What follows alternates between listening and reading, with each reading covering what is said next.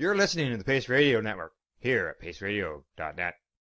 The views expressed by the individuals during this broadcast are their own opinions, and they may not be the same as those of their group or other organizations they may be involved with. All medical advice during our broadcast is not a medical opinion and should be checked with your medical physician.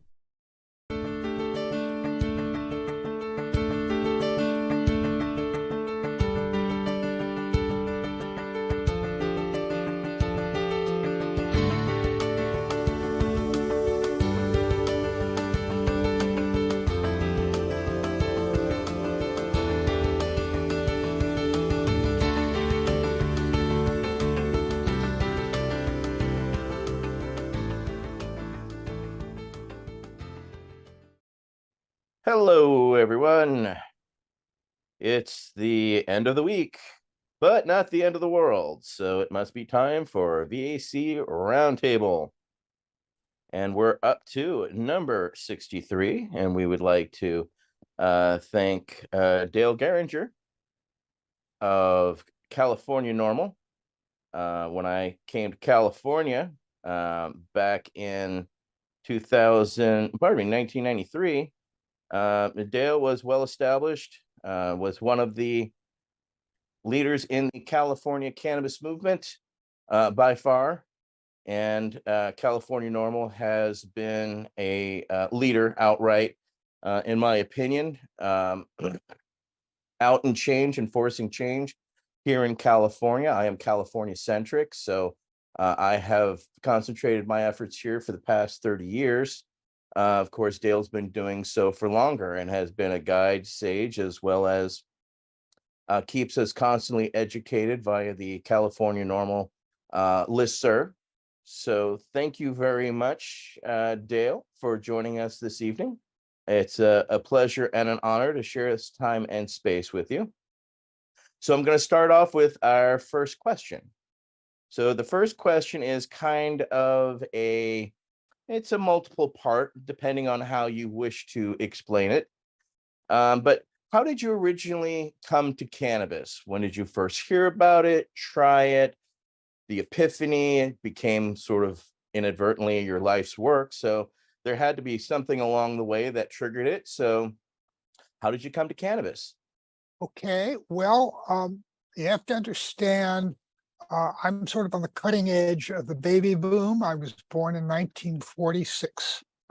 And when I was in high school in Cincinnati, Ohio, and a fairly actually stimulating educational environment, nobody that I knew of used or spoke of marijuana.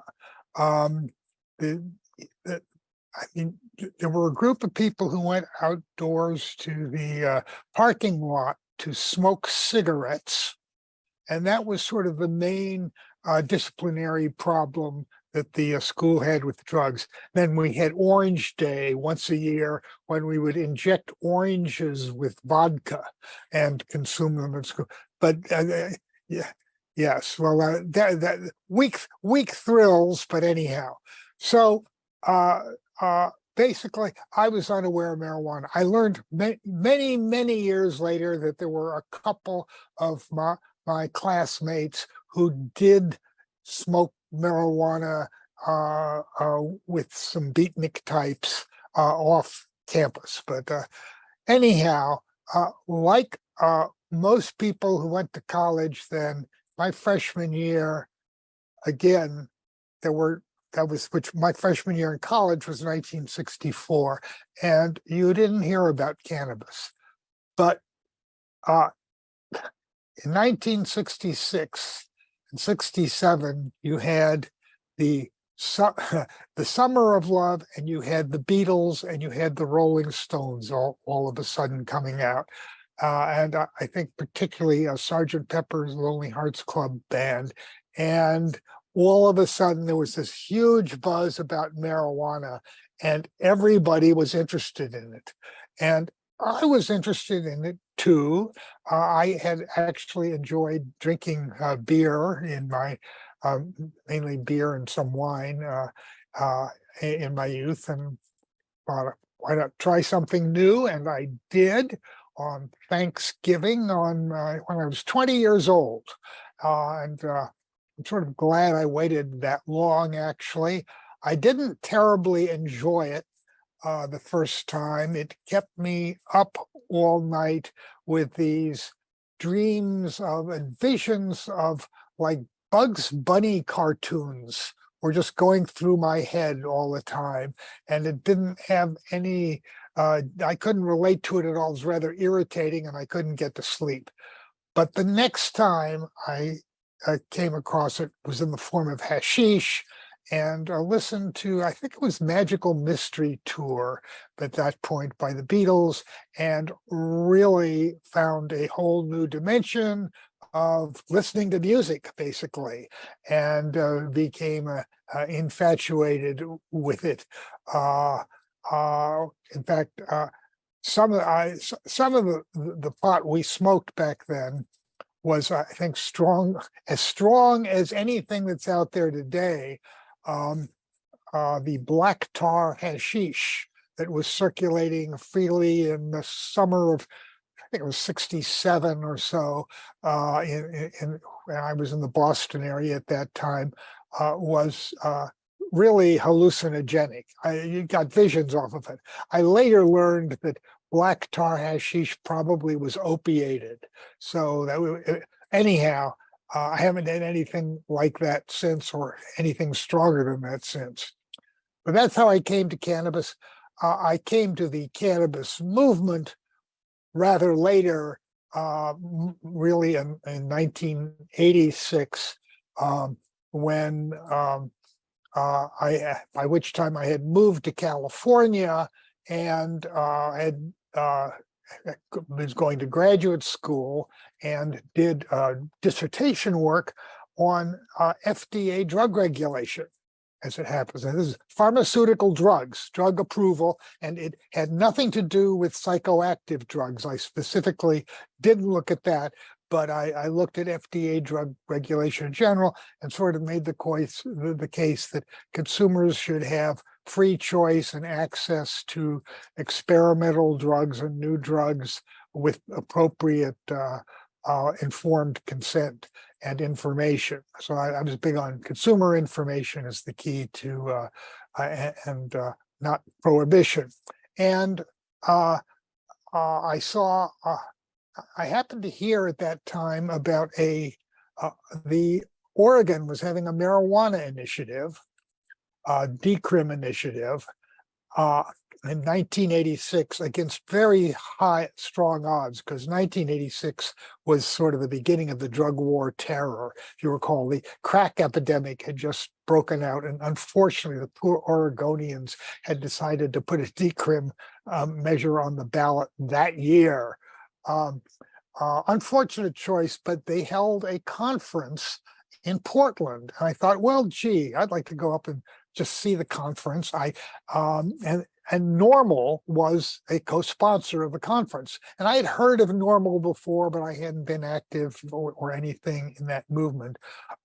But I went to the conference, met Kevin Zeese, who was then the outgoing director of NORML, a bunch of other fascinating, Doug McVeigh, Alan Silver, the attorney, John Swirling, was really impressed by what I heard there, and was all charged up. And when I returned to California, and having gotten on the NORML mailing list, the next thing that came my way was a letter notifying me that California NORML, the California chapter, needed a new executive director because the current one was sort of retiring, and the entire NORML and the entire drug reform movement were really at an extremely low ebb then. And I had enough money on the side that I didn't have to depend on the like $700 that were left in the bank account of California NORML. I decided that my credentials on the drug issue were pretty good from my work on FDA, and also an investigative article I had done on the DEA for Reason magazine. which is another story. But anyhow, so I basically got involved in California NORML in January 1987, and within the week that I took over, there was this fantastic train collision in Baltimore, I think it was, where a Conrail train crashed into an Amtrak train, killed all sorts of people, and it was alleged that the conductor of and the engineer of the guilty Conrail train had smoked marijuana, as verified by the fact that they were found to have it in their urine. And urine testing was still in an experimental phase, set off an entire hysteria about drug use and about drug testing, and led to the Reagan administration requiring random mandatory drug testing of all the transportation workers. And I was totally incensed by this whole thing, because I actually understood how drug urine testing worked, and I understood that this had really nothing to do with impairment at the time. And in fact, the investigators of that accident, the Conrail Amtrak accident, when they investigated, they came up with all sorts of recommendations for safety improvements. Like, for example, there were automatic braking systems that they didn't have installed. There were safety devices that they had actually disabled, and yada, yada, yada. They did not even mention drug testing as a recommended solution, but the stampede was underway in Congress, and they did it anyway. And I vowed that something had to be done about it, which we finally succeeded in doing last year in California. And I am very proud of that. That's sort of been my holy grail, was to try to put an end to urine testing. So anyhow, I took that story longer, but that's my involvement. Well, there is no time frame, and that was absolutely wonderful and eloquent breakdown of the different instances of your entries and entry points. I think they are significant, and that's a great thing about our forum. You can answer it how long-winded as you want to, because I'm a very verbose son of a bitch. So, I am not afraid to use my cunning linguist as well as expand vernaculars accordingly. So don't feel challenged by giving long answers. That's what it's for. So we appreciate you coming and being here and sharing that with us, because yeah, that's again, a lot of things. I've been around you for many decades, but a lot of those things I didn't know. So, this is part of why we do what we do, is trying to get to know each other and let the movement know, because we're having these discussions with people who we have great respect for, those people who have actually guided the movement, who have and continue to shape it. So you are one of those. So again, we can't thank you enough for sharing the time and space with us. So the next question will go to Councilmember Wade Laughter. Councilmember Laughter. Yeah, to echo what Etienne just said, thank you, Dale, for joining us here. And it's fascinating to me when someone like yourself tries to tell your story. There's so much that gets left out. And so the question that I wanted to hear you talk about is, of the more or less 16 initiatives to legalize cannabis in California in your work with CANORML, was there one that, was your favorite? Like maybe you really wished that one had been the one that had come through as versus what we got today? Anyway, love to hear your thoughts on that one. Well, Cheers. That's sort of an obvious question. Prop 215 just changed the entire environment, changed the world as we knew it. I was just really fortunate to fall in with Dennis Perrone at the right place and the right time. And I could see that this was something that would work, because we've been pushing our heads against the wall for a long time, trying to totally legalize cannabis. And, you know, Jack Herer had his famous initiative out there, which actually sort of he started that push right after the Oregon initiative of '86 that I was mentioning, where he had, you know, sort of the hippie's dream of hemp, the hempster's dream, the hemp for food, fiber, fuel, and everything else in a totally ambitious and utopian proposal that was unfortunately totally unsellable to the public. And you know, I had actually pounded the streets a little bit for that, sort of embarrassed because I knew it wasn't going to work. And in fact, I did the Rock Ridge BART station. I don't know if you know, the Rock Ridge BART station is like one of the busiest stations in the East Bay. It was right in my neighborhood. And I would collect maybe 2 or 3 signatures an hour. Whole train loads would empty and people would avoid me like the plague. But, you know, Dennis Perone had the genius to just try for the medical.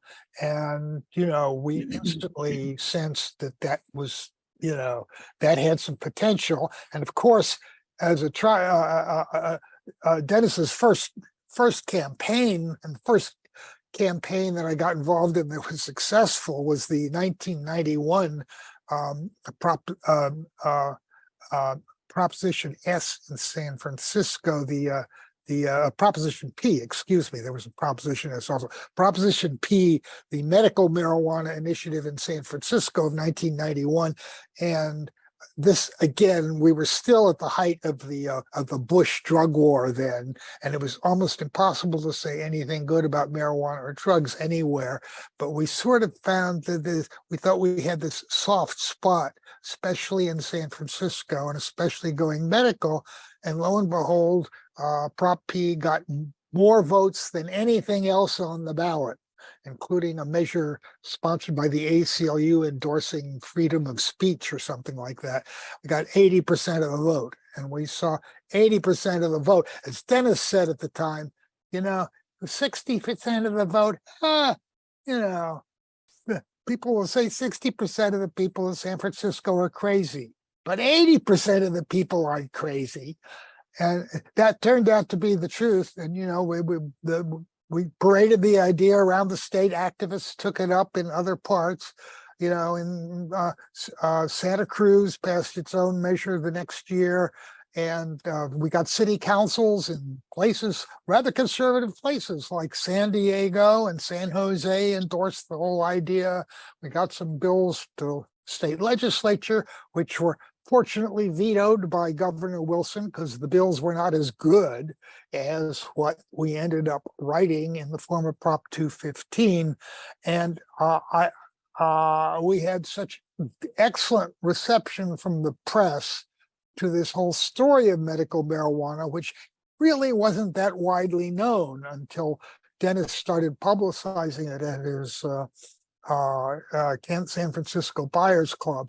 It was fascinating with press. We got almost universally positive reviews, and I knew that, you know, this was something that we could win. And of course, the key to Prop 215 was making it legal not only for people to use marijuana for medicine, but to grow their own. And this opened up a legal door that had been closed ever since in the United States since 1937, the Marijuana Tax Act, but actually in California, it had been illegal since 1913 to have anything to do with marijuana. So all of a sudden now there was such a thing as legal homegrown marijuana, and that revolutionized everything to an extent I really couldn't envision. I remember when it passed, it felt like I had no notion what was coming next. It felt like, you know, a giant meteor had hit the earth and there was this enormous cloud of consequences that had been shot up into the atmosphere and which would take years and years to change the planet, which it seems to have done. Yes, anyhow, and to see the profusion of medical marijuana dispensaries or cannabis buyers clubs, they were called, and to see how many people actually made use of Prop 215, because when we put it on the ballot, I'd been getting calls at the CANORML hotline for somewhat long before then from patients who were using medical marijuana on their own, had discovered it, and were interested in trying to get it legally, and which was, I'd have to tell them, well, I'm sorry, it's not possible at the present time. Would like to do it, but it was my impression that I was dealing with like a small percentage of the users, like maybe 1% or something like that. But as soon as Prop 215 passed, all of a sudden, all of these people who I had known for years as pot smokers, that I thought of just like myself, a recreational pot smoker, all of a sudden were coming up with medical reasons that they could get validated by sympathetic doctors like my friend Dr. Todd Micarea. And we had, first that there were 10,000 members of Dennis Peron's original San Francisco Buyers Club. And then, the count of users went from the tens of thousands up to the hundreds of thousands.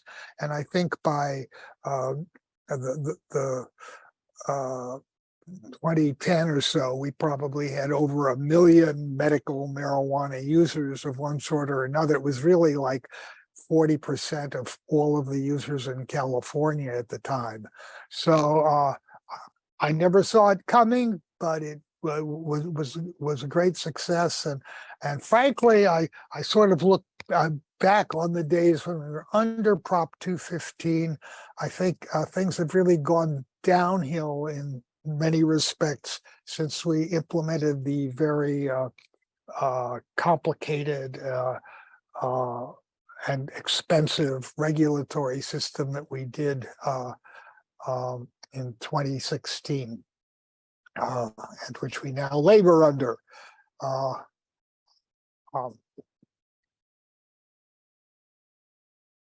But yes, and then, as you know, Prop 215 got picked up by a dozen other states, and now there's 30 countries in the world, I believe. I think 35 countries now recognize medical marijuana, and it all started here in California. Thank you, Dale. One of my favorite things about Prop 215 was that it was more or less 750 words. And look at all the things that happened as a result. Blessings. That was the genius of what y'all created, was the simplicity. And that was also the nightmare for those in opposition. It was also too hard to pigeonhole in any way, shape, or form because of its fluidity of language and what it allowed to transpire, which I agree with you was definitely one of the more epic times in California. Well, and it was a very sustainable system.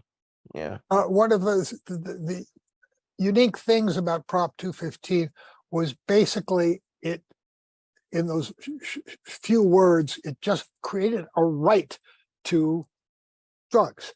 And that was completely foreign to the entire system of government, of drug regulation that the government had instituted in the last 100 years now, where, every drug has to be approved by a government agency, and and can only be used in certain circumstances by certain people, and, possession, illegal cultivation, illegal transportation, yada, yada, yada. They're all illegal.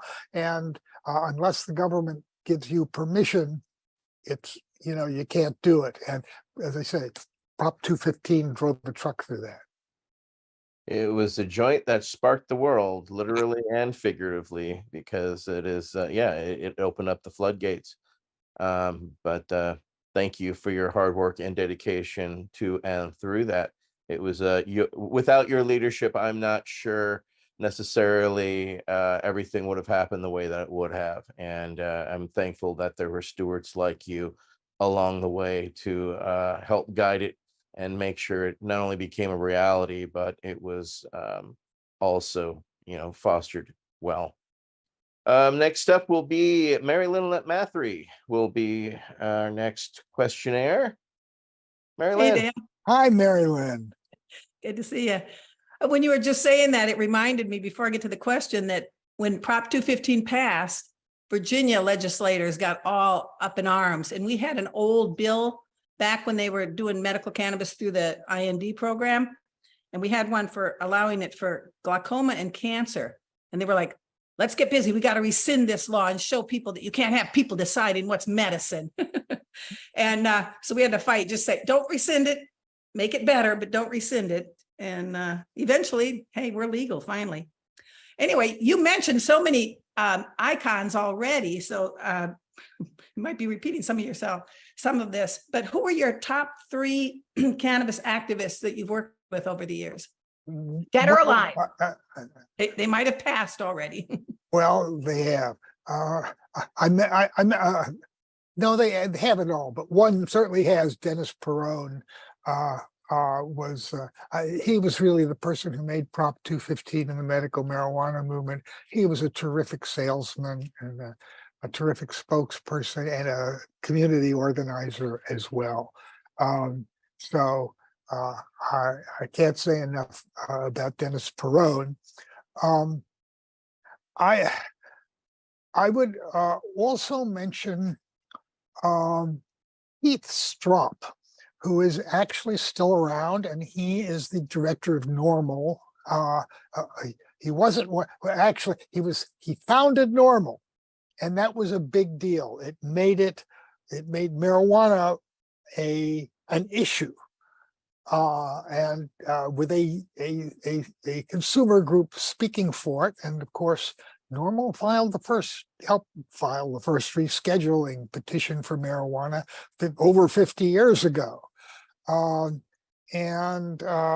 course, Keith is still around. When I actually joined NORML in '87, he was away doing other things. He took a leave, but he's back now, and he deserves a lot of credit for making the marijuana issue what it is.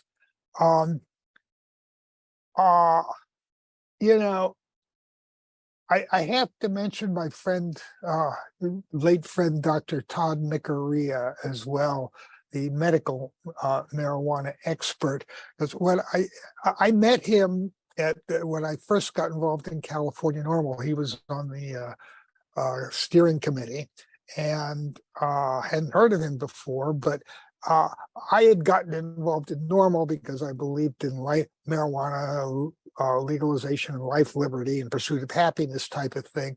But the medicine thing was not really my interest at all, although I'd heard there were some rumors about it being useful for cancer and glaucoma at the time. But that was I thought a secondary issue.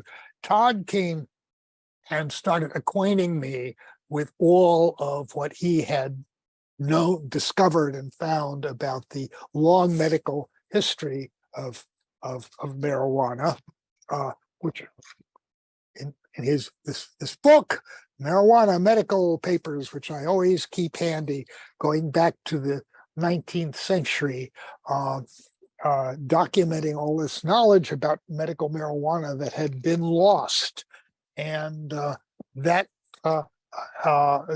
was a real inspiration. Plus, of course, Todd Miccaria helped baptize thousands of patients so that they could go to Dennis Perrone's San Francisco Buyers Club, for example, and buy their medicine there. He was a very courageous, he had gumption about he stepped where other doctors were feared to tread, and was quite successful with it. So I have to mention Todd, and that's 3. But I would also just mention on the side Ethan Nadelman, who was just key to making Prop 215 happening, in lining up the support of George Soros and other millionaires whose support was essential to the cause. Ethan, who is such a very articulate man and who was able to help carry the medical marijuana thing beyond California through his organization, which went through various names, Linda Smith Center, and then the Drug Policy Alliance, and so forth. And there have been others, but I will stop there. You don't have to stop there. It's just kind of a number. So continue. Well, actually, you know who I should mention also, since I don't have to stop there, of course, is Jack Herer, right? Right. We all met around due to him. I mean, let's be honest. Are you looking for non-stop, continuous cannabis and psychedelic programming? If you are, then turn your browsers to 420radio.ca or paceradio.net, where you will find the 420 Pace re-rolled Saturday. Everything gets started at 8 a.m. Eastern Saturday morning. You're listening to the Pace Radio Network here at paceradio.net. Camelford Lifestyle Shop, open Monday to Friday from 10 till 7 p.m. or by chance. Check out our flags, our t-shirts, plus our hats, and look of that supply of rolling papers, plus much more. We've got bongs and your favorite herbal vaporizers. Look at all the incense we have, as well as for those who collect knives, check out these knives in our collection. And while you're here, stop in to see Shay at the piercing room, where you can get poked by Shay. Daily deals, check them out. Camelford Lifestyle Shop, 17 Bridge Street West, Camelford, Ontario. When you have a pain that's reached its peak, Legacy for 20, it's so unique. If organic cannabis is what you seek, here's your trusted partner 7 days a week. Suppository salves, vapes and drops, topicals, edibles, infused pop. Just when life seems like it ain't easy, at Legacy 420, enjoy a pop freezy. Lab tested products, make them the GOAT. Legacy 420 out on your road. Legacy 420 in Tyendinaga Mohawk territory. Indigenous organic cannabis at its finest. What do you find at paceradio.net? People advocating cannabis education. Limestone City Hydroponics is Kingston, Ontario's hydroponics shop. Take your growing to the next level and create the optimal environment with a tent kit, or maximize your yield with an ebb and flow flood table kit. Either way, Limestone City Hydroponics has more sizes and options to fit your needs. Are you looking for the power of the sun that adapts to your budget? Then look no further, as they have professional grow lighting. They have indoor grow systems that are easy and cost effective, with many options to fit your living space and lifestyle. Cultivate your growing potential. We have everything you need to succeed. And if you can't make it to the store, they offer local delivery to the greater Kingston area. Remember, when you're looking for experts to help you grow, then look no further than the locally owned Limestone City Hydroponics, 105 Sunderland Drive in Kingston, Ontario. Call them at 613-548-0420. You're listening to the Pace Radio Network here at paceradio.net. Jack did, I think everybody realized he was sort of overly ambitious with his hemp initiatives and everything else. But by popularizing the whole hemp issue, which he did with that, The Emperor Wears No Clothes, which first appeared as a newspaper for support of the Oregon Marijuana Initiative, and then evolved into a book and, umpteen subsequent editions. Really did a tremendous favor to the movement in making the movement respectable again. Because when you go back to 1986 and 87, it was, drugs, marijuana was like a taboo subject. And it certainly was not cool amongst, the social movements of the time. The environmental movement, for example, was very, there were a lot of clean living, no drug types there, and nobody really wanted to have us around to have booths or tables at their fairs or anything else. And then all of a sudden it was hemp. Hemp could save the planet. Hemp's good for the environment. Food, food,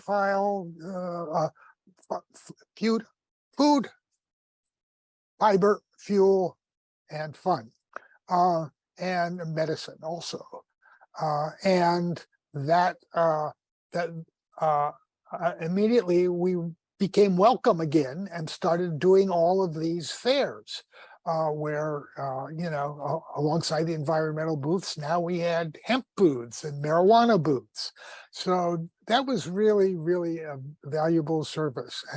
And The Emperor is certainly a very entertaining book, if not exactly accurate in all the details. The general story was really a good propaganda. Yeah. Yeah, I mean, how many events did we all pass out flyers that were all just direct pages out of The Emperor Wears No Clothes? I mean, en masse. I mean, we built tours around it in Cannes. I did 47 tours. All of them included a master sheet that had, 9 out of 10 of them were all direct copies out of Jack's books for people just to absorb because they were visually appealing, but the facts that went with them. And if you had ever had the joy to be around Jack when he was speaking prior to his stroke, he was very charismatic, bombastic, and knew how to command crowds quite well. So he was very effective in communicating at rallies, because he came to my university, West Virginia University, in 1989, and that's how I first met Debbie and Jack, was them pontificating about hemp, and Debbie had a piece of hemp fiber, and I remember touching the fabric and my mind kind of being blown. And having those types of not only people discussing, but having visceral things for people to see, touch, feel, and of course take away, right? We wanted to take away those flyers, and that they would talk with others or get lost in their laundry, so that their parents would find it would spark a discussion. And this is how we grassroots change things. So I can't thank you enough for not only that. When you said Dennis, fond memories for me early on in Cannes was going to those CANORML nights at Dennis Peron's house, where we would sit there and assemble the flyers, the newsletters, right? And Dennis would supply the weed, and we'd fold, stamp, and staple, and organize that. Some of my most fond memories of just grassroots activism was just sitting in a room with all y'all, making it happen, just sending it out old school. But that's what it took back then to arrive where time came and went. But thank you again. Next up will be Peggy Jones with our next question. Councilmember Jones. Hi, Del. Thank you so much for joining us. My question is, looking back at when you worked on the first congressional report on climate change, would you say our eradication of cannabis has contributed to the negative effects on our ecosystem? Well, I wish, but the climate change is a whole lot bigger than the cannabis issue. And cannabis actually, in the main, has a very small environmental impact. All of the cannabis in the United States that is at least consumed, the marijuana type that is consumed, the entire United States can be supplied by, maybe 20,000 acres or so is sufficient. And that's smaller than many, wheat farms that are out there. And I'm afraid there's the climate problem. I just to fill it in. I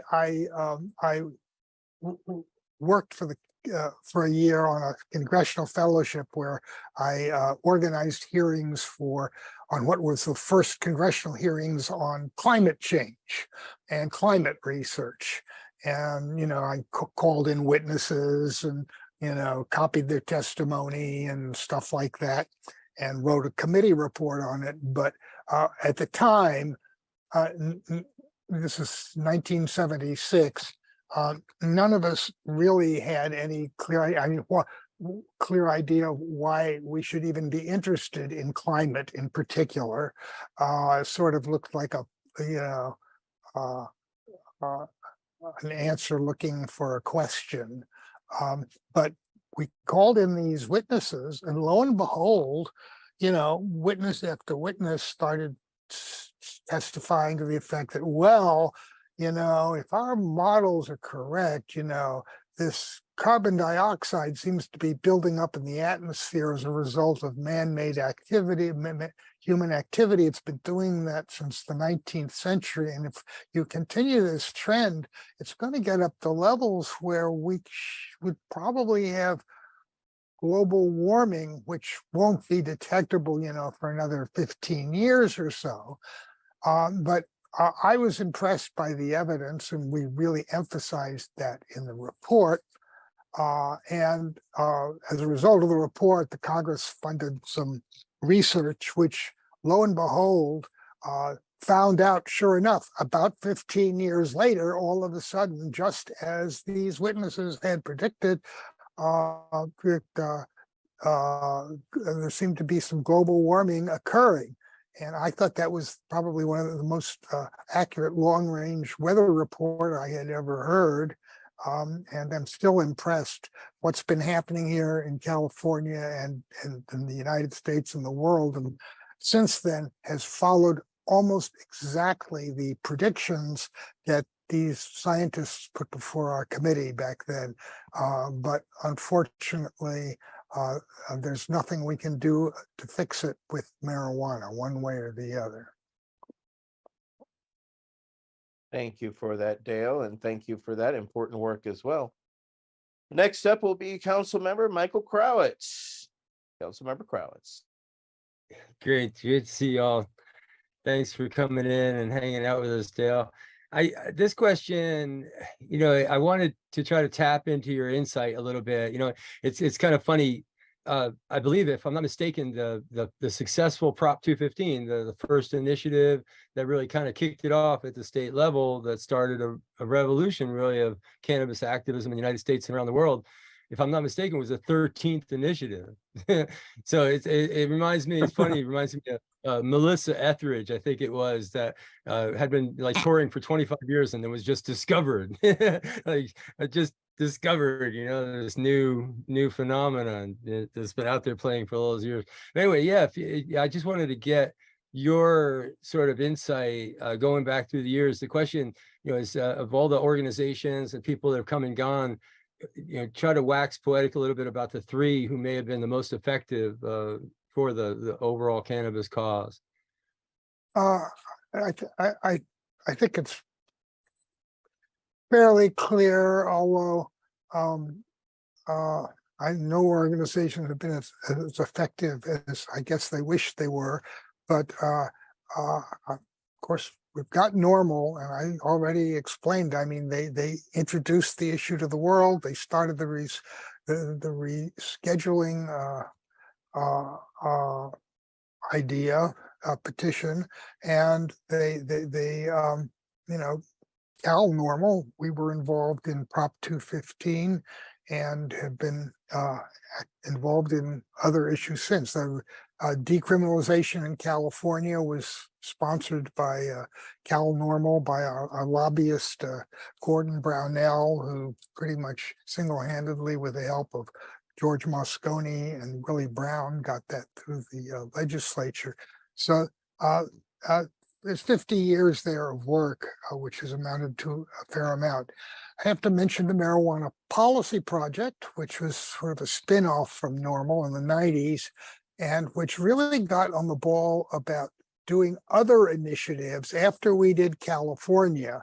MPP and Rob Campy in particular was a very effective fundraiser at getting the necessary millions of dollars together to put marijuana on the ballot in other states, medical marijuana, and in Colorado and was I think the next.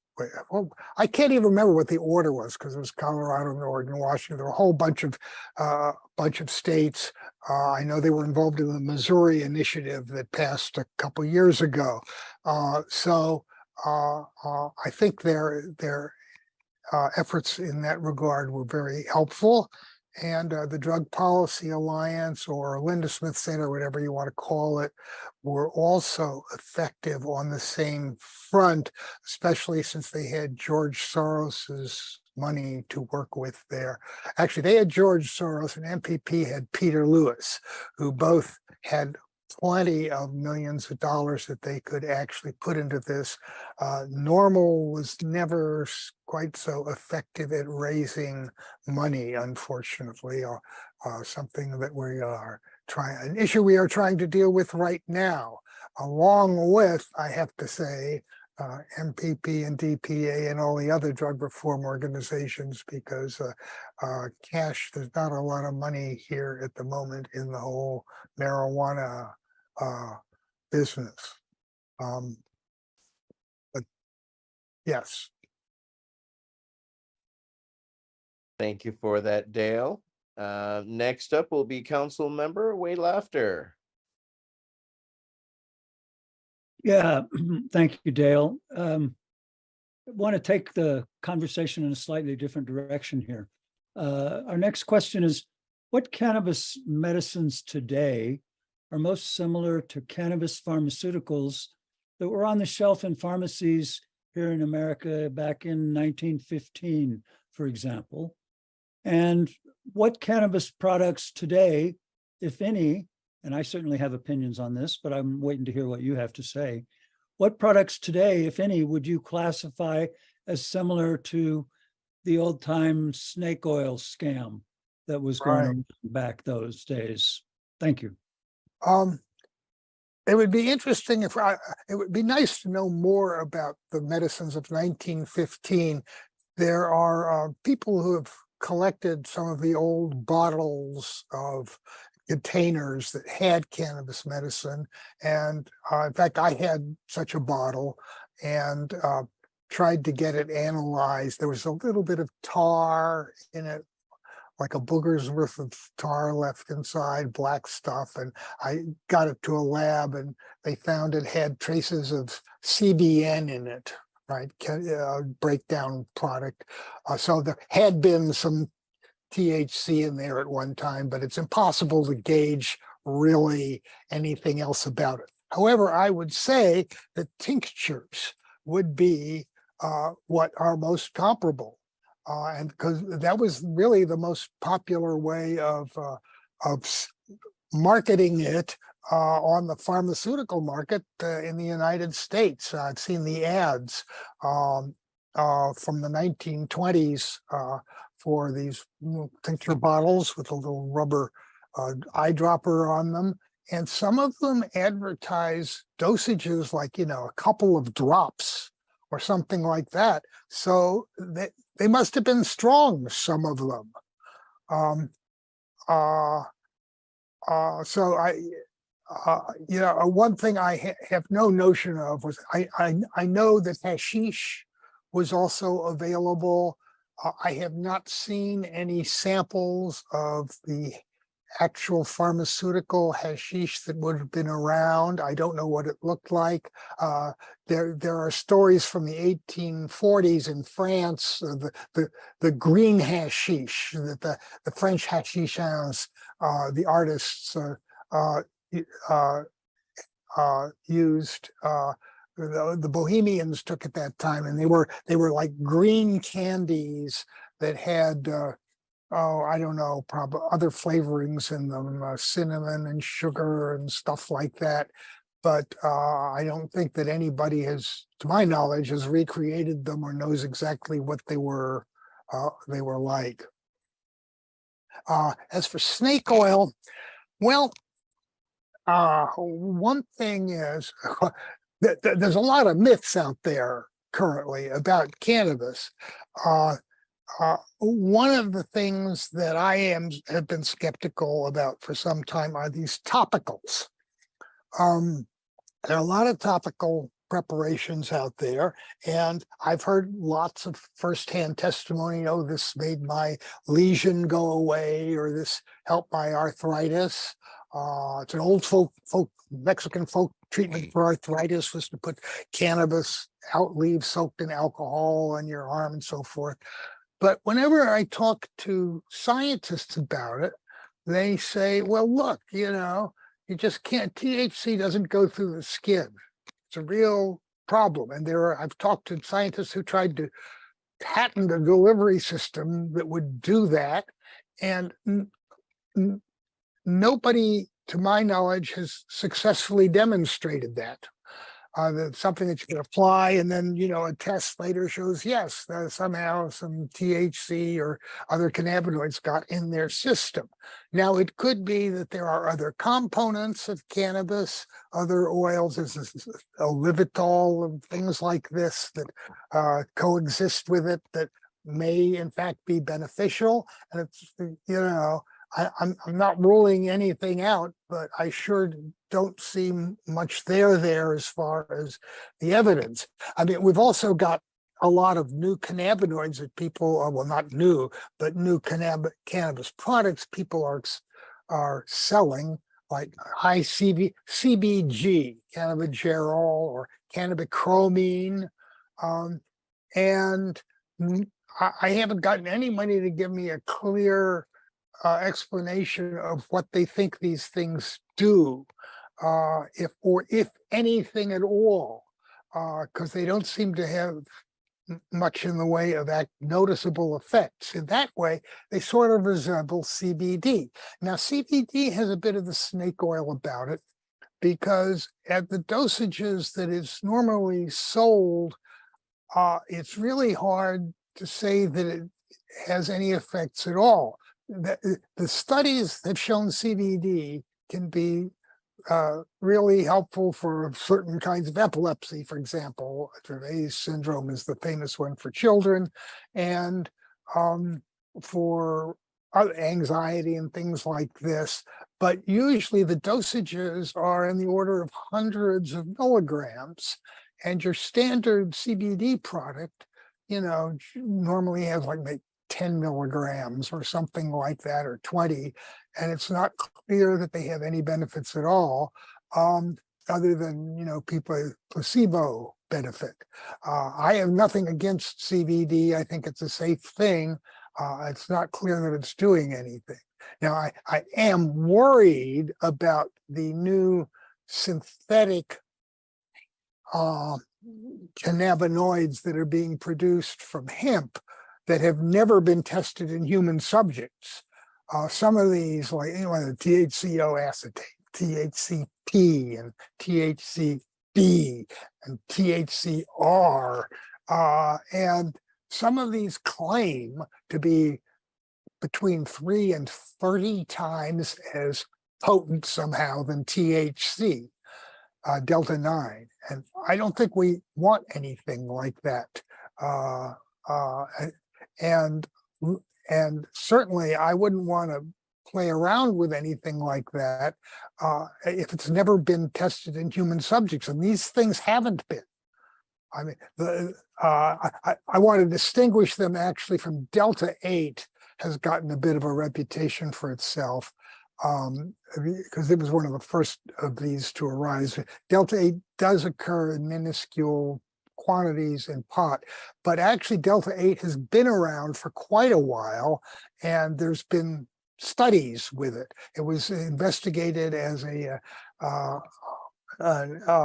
adjuvant for pediatric cannabis treatment, cancer treatment, nausea in children for being treated for cancer, and found to be effective actually in Israel. And amazingly, the first studies with CBD, with THC8, Delta 8 THC. Let me get things straight.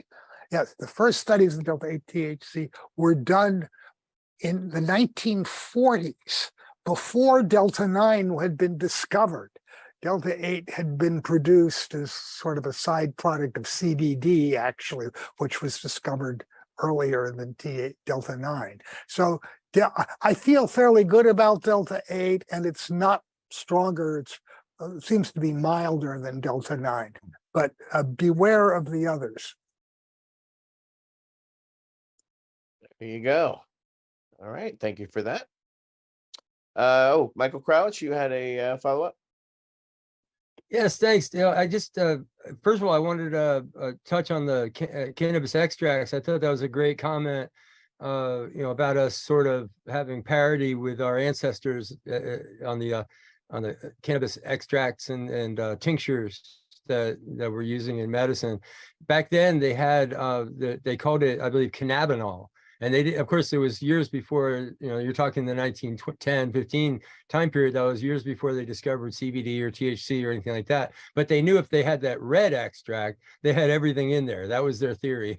That was the strongest extract that they get. And I really feel from my research that we have just basically, in the last 10 years or so, caught up to our ancestors on the quality of our extracts. But we're doing good. I think we're really good. What I think we need to catch up on now is how well our ancestors used those cannabis extracts together with other herbs, because each and every one of those products that they had 10 products for pain, and each one had a different herbal combination with a different strength of opiate. So you get a different herbal combination with morphine than you would with codeine, for example. And then as the reason why that motivated me to raise my hand at all was about hashish apothecaries, because that to me is a really interesting open question that I know you and I have never talked about. But Donnie has found, Don Wirtschafter, of course I'm talking about, with the Cannabis Museum, he's found some hashish apothecary jars, which look very authentic. They seem to be very authentic. And to my knowledge, I've never found any hashish product in any of the pharmaceutical brochures, the manufacturer price indexes and stuff of all the major, Mulfords and Park Davis and Lilly and all those of the day. So it's a really interesting question. There was hashish candy and there were hashish products that you could order in magazine, ads, but there didn't seem to be hashish apothecaries. So that's really, what I'm thinking is that there's two different things. Either somebody got very creative later and it's just a very modern thing after the exploration of hashish by our hippies, in the 60s or the 50s, or it could be a actual apothecary that was made by a very experimental, pharmacist that was actually getting hashish from the old world himself or herself and putting it in a big jar in their pharmacy back in 1890 or 19. So it's really, anyway, I just put that out there as an open question that I find fascinating about you're talking about hashish, HASHEESH, that's the hashish candy, hashish with two E's, and then the hashish with HASHISH for the pharmaceutical. And then the German, which was the German version of that, which HASCHISCH, I think it was. It was strange spelling that they had. But yeah, man, thanks so much for all your work on all this stuff and your insight. I know that question was designed specifically looking at the work that you've done on the history of cannabis and your work personally in your own doctorate on, looking at the history of medicine. All right, next up will be Marilyn Mathry. Councilmember Mathry. Unmute. Okay. So Dale, it seems that California cannabis, after the end of the federal prohibition, will likely become one of the market leaders, as the case for California wine and produce now. Do you think are California farmers aware of this, and is California working towards this eventuality, becoming the lead? Well, that has always been the dream, and we have a whole lot of farmers who have always hoped that that would be the case. But as you're aware, they're having a real hard time competing in the current environment. The legacy growers, of course, famously grew in the Emerald Triangle, which does indeed have a very good climate for producing cannabis, as do many other places in the world. But the main reason they were up in the Emerald Triangle was that it was remote and forested, and you could hide from the authorities. And when you don't have to do that, and you can go down to Fresno, which also has a lot of, has a lot of free sunshine and good soil down there. It's possible that you can do as well. And then it's possible too that you can find other places outside of California. I'm fearful of the future actually for the California industry, partly because it is so regulated and expensive compared to some other states. Certainly if they legalized today, California would be behind, I think, because of its high taxes. It would have a hard time competing on the market. So that is one concern. And then, of course, the other concern is, as everybody says, well, if it's totally legalized under federal law, that opens the door to imports. And what's to stop Colombia or Jamaica from growing down? And of course, they're bound to have cheaper agricultural costs than we do.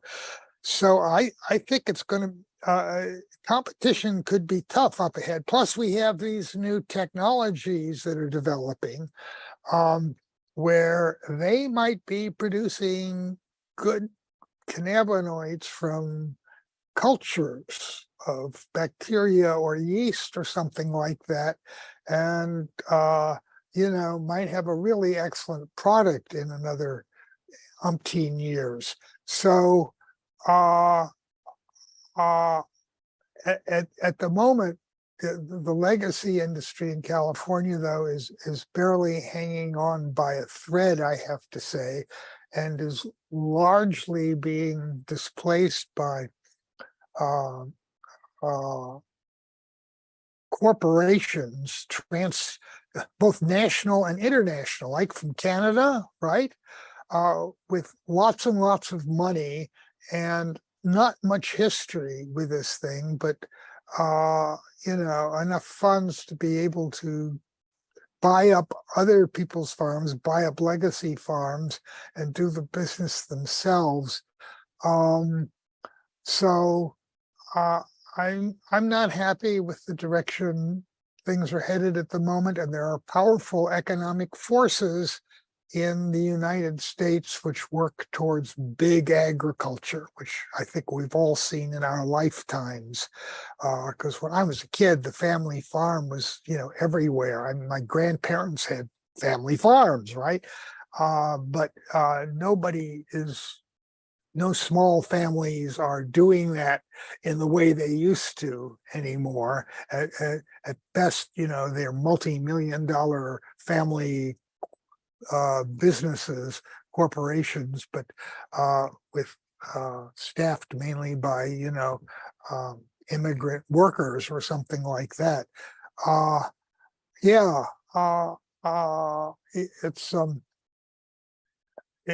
not encouraged by the direction the industry is going in that regard, but I do think there will be plenty of good cannabis for people to smoke, and Californians should continue to be free to grow some for themselves too.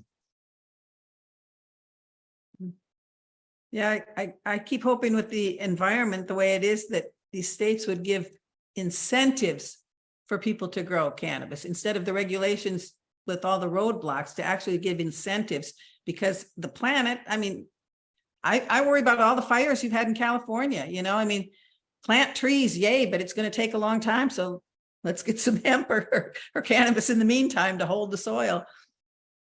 Right. Yes, soil remediation would be good. One of the many uses of hemp, as Jack taught us.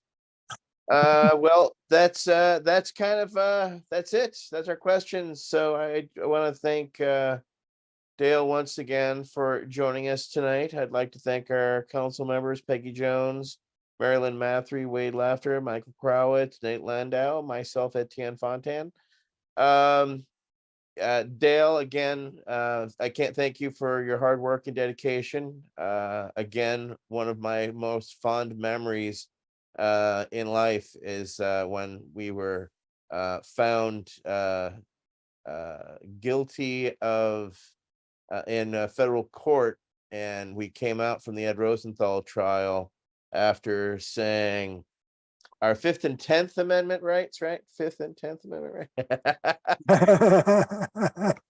And yeah, I to your smile when the doors open, we came out. I remember seeing you and Ellen and everybody, and just the smiles on your face was just the sheer joy in my heart, because one, I was found guilty of contempt of federal court by refusing to testify, but at the same time, that's the line that we had to take as activists to do the right thing, because we didn't want to see Ed go to jail for life, which they were going for a kingpin trial on him directly, which of course, if people aren't aware, if he was sentenced under the kingpin statute, he would have gotten life in prison. And the last thing we wanted to do was even though Ed can be an irritating son of a bitch,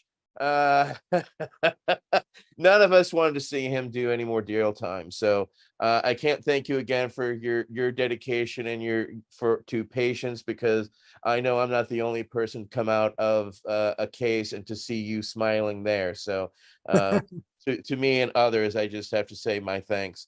Michael Crowitz. Yeah, I just wanted to take this opportunity to say thanks as well, Dale. Over the years, your support of many projects that we've worked on at the national, even international level was critical to our success. And if they did a movie about the cannabis movement in the United States, they'd have to focus on at least Michigan, California, New York. And the focus of the movie would have to be California. And with Stanley Mouse doing some of your artwork, and having Grateful Dead have fundraisers and shit, it's a colorful past that I think is only the more so by your involvement. I can't imagine without you that picture. You know what I mean? You're integral to that theme and that mosaic. So much love and thanks, man. Well, thank you all. It's a pleasure hanging out with you folks, and I hope to see you in person actually someday here. Absolutely. We look forward. Yeah. Cheers. All right, everybody. Thank you very much. This has been our V.A.C. Roundtable number 63. Dale Gieringer. Y'all have a great one.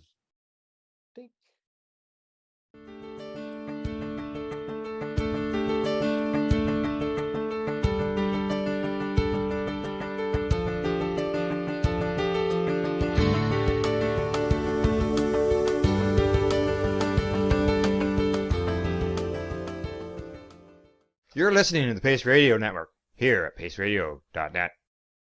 The opinions of the individuals during this broadcast are their own, and may not be the opinions of their group or other organizations they may be involved with.